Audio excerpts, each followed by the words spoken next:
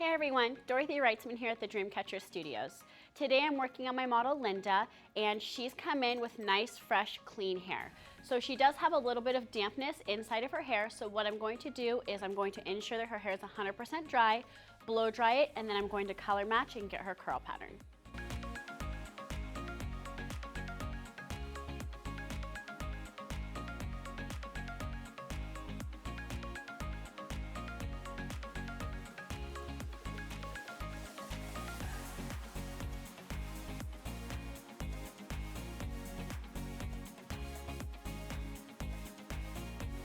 So now we're back, and you can see my model's hair is obviously a little bit different. So within doing the consultation, as I was going through and flat ironing her hair, you want to ensure that the hair is completely clean with no products on it. So she came in perfect, fresh. All I had to do is blow dry it. And when you're installing extensions, you want it to be very, very smooth.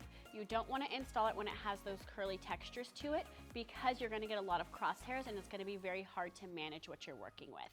With doing my consultation with Linda, we went over how she naturally wears her hair all of the time. You don't want to give your model or your client something that they're not going to be able to manage themselves. So she promised me that she wears her hair straight all the time. So what I'm going to do is I smoothed her hair out, and I'm going to install straight extensions because that's what she naturally wears every single day. If I was to install curly extensions, it's only going to put more maintenance on my client or my model that they might not be willing to upkeep. So what I'm going to do is I'm going to install a hybrid application of extensions on her using both tape and I-tip.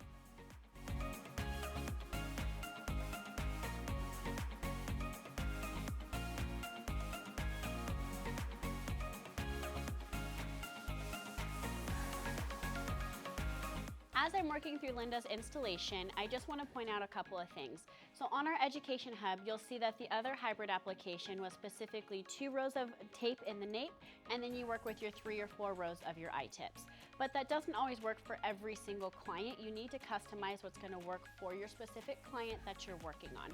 So with my model here, I've taken 3 rows of my tape ends on the underneath here, and now I'm going to add a row right here in the back of my I-tips. So it's not going to translate all the way through the sides and the back. I am just adding a row right here in the back of just the I-tips to complement the tape ends that I have on the bottom.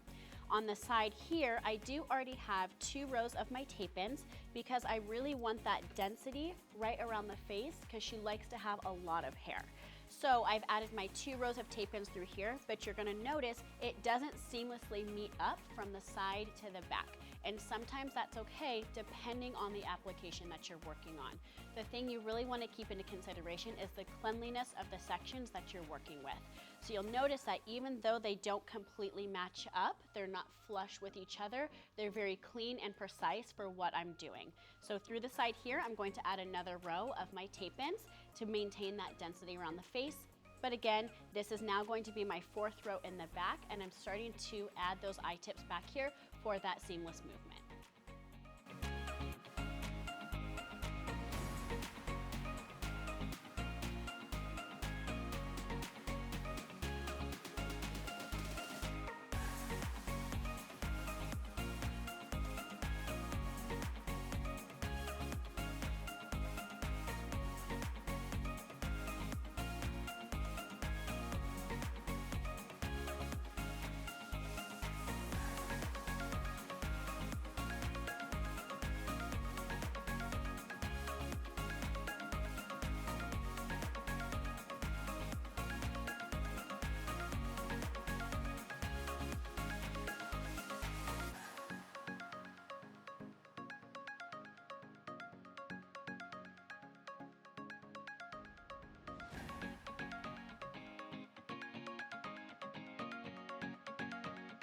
On my model Linda today, what we did was a full head of both I-tips and tape and extensions called the hybrid method. With her, we did utilize more of a creative hybrid instead of a classic hybrid method.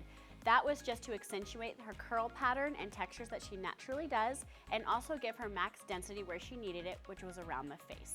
So I did utilize 6 bundles with her and just 1 color, just the black, and we created this beautiful look that she'll be able to recreate every single day.